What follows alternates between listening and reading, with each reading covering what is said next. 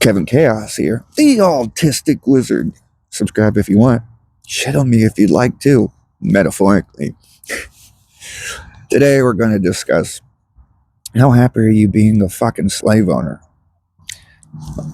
Do you own a cat, a dog, or dare I really stretch the metaphor, and a human being, a toddler, a child of some kind?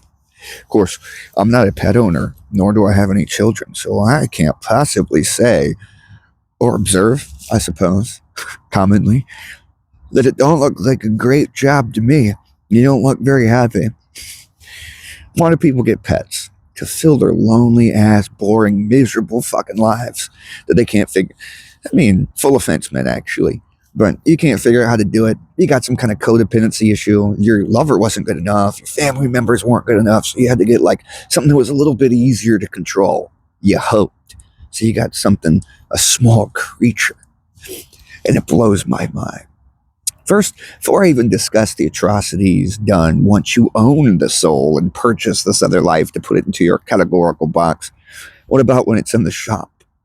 I've thought about this since I was a child. You walk into a pet store, they have whatever sized cage, prison cell. They might have some toys, ooh, or whatever, maybe.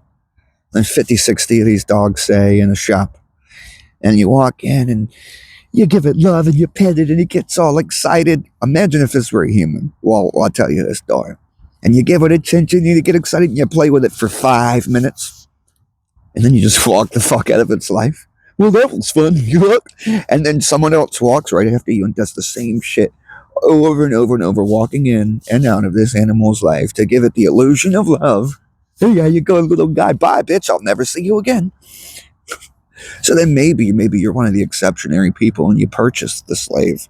You brought it home and you said, maybe even, here's how I want you to dress now. I'm going to give you dorky Christmas sweaters and shit too. Make you all itchy, the whole 9 yards. You determine when the animal is supposed to bathe, how often it gets to bathe, and you're going to make it bag and ask and shit too. It ain't like you leave things around for it to be able to do this because that might leave a mess. You want a good slave. So you choose when it gets to bathe. You choose when it gets to eat or not eat. You choose whether it's allowed to be excited or not. You want it all to love on you when you want that love, right? Until you don't. Then you condition it. Get off me. Go away. Blah, blah, blah. You get to decide when it goes to the bathroom, when it's allowed to leave and enter in the home. I had a conversation with someone about a possibility of installing a doggy door, and they talked about how there would be more bugs and dirt in the house. So how happy really are you once you own this fucking slave and it's doing your every desire, or so you thought, and it didn't turn out that way? Because I find it even more interesting that pet owners and human owners too don't really like it when you condition their slaves, when you redirect their slaves, whether you have any kind of opinion that doesn't immediately clone the slave owners. They don't like that shit. Hey, I got a comment that kind of inspired this, where I got tired of a dog jumping up on me, burrowing holes in my clothes, being greasy and fucking filthy, and after a long time curved my tongue, and I'm handling it appropriately because you all believe in this nonsense, right? And I told the dog to get off of me, and I guess my tone was a little stern, maybe. And I was told, I'm sick of you abusing my animal every day. Now, the list I just gave you, each and every one of those things and then some are being done to these animals. They're rolling around in their own filth, they get to be itching and screaming and whining. If they do leave them outside, they get to be left out for 2 hours in the cold. I'm out in the cold, I'm wearing a heated jacket, and the shit is still cold outside. So, am I the demon? Am I the problem? Am I the bad guy?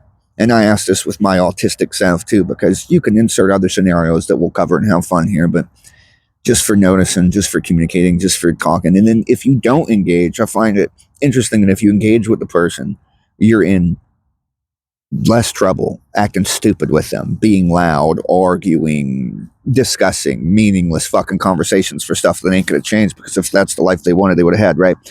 Opting out, to me, seems just as dangerous, just as fucking ignorant, where everybody's going to have slander and gossip and go to other people. What do you think of this? And this guy said that. And so it's well beyond me.